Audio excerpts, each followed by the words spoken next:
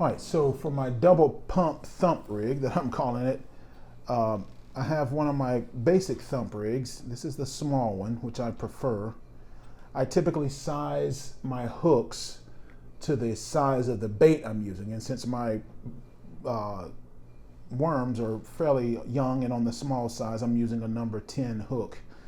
If you haven't seen the video where I make the basic thump rig, you'll check it out up here or hopefully in the description down below. That in and of itself will fish well, especially when tipped with maggots, European night crawlers, whatever your favorite live bait is, right? And also for you catfishermen, your bread baits would do pretty well with this as well, okay? Now, this is a very old lure. It's been around a very long time. But what I do is add another old school lure on in front of it. I add another spinner, a couple of beads, and a rhinestone, okay? That adds more flash, twice as much thump. The thump comes from the fact that I'm using Colorado blades, which give off more vibration. This is so simple. You can just tie it from basics. I usually buy my things from Jan's Netcraft. It's just very simple.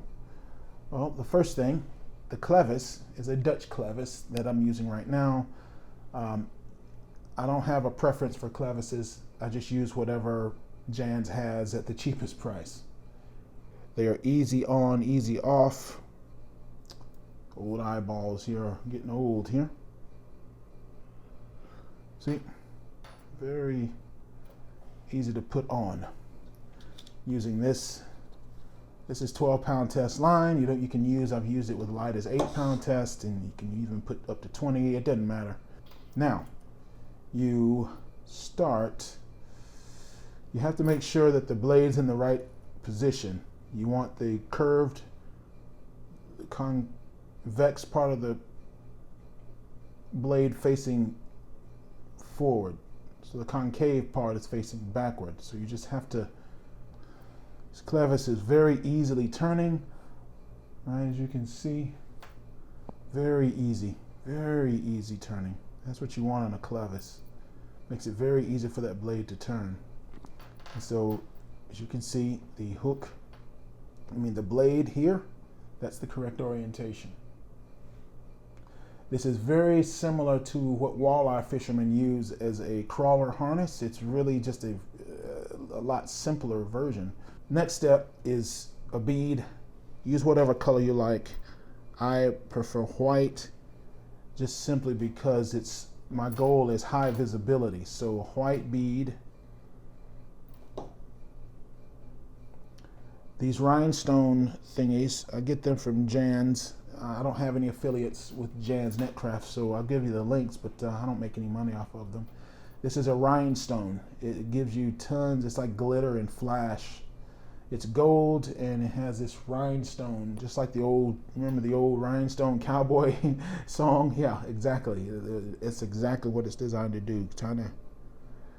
And so another popular color for this would be red. So, my Mickey fins, gold red would be perfect for this. I have found that the white works very, very well, especially down in deep water, because I want this to be highly visible. They're going to see that, they're going to feel the vibration here, and when they get close, all those night crawlers will be dangling off the back, and they'll. Once you have that on, take your thump rig, the single thump rig, tie your favorite knot here. I usually go just a Palmer knot. Bite off the tag end, and my friends, there you have what I call the double pump thump rig. It's really a combination of two very simple and very old lures that in some ways have been forgotten about. Just make sure that whatever size blade you use, make sure the front blade is one size larger than the back blade. That's the ratio. It doesn't really matter the size. You size this whole thing to the size fish you want to catch or to the size bait you want to use. So if you're using strip pork for striped bass. You could pump these bad boys up to like a number 6 here and a number 5 here.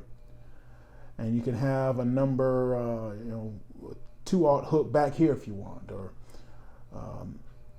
it doesn't really matter. This catches me the most fish because I'm mostly interested in medium to medium small eating size fish. And that, my friends, this is my favorite rig to date.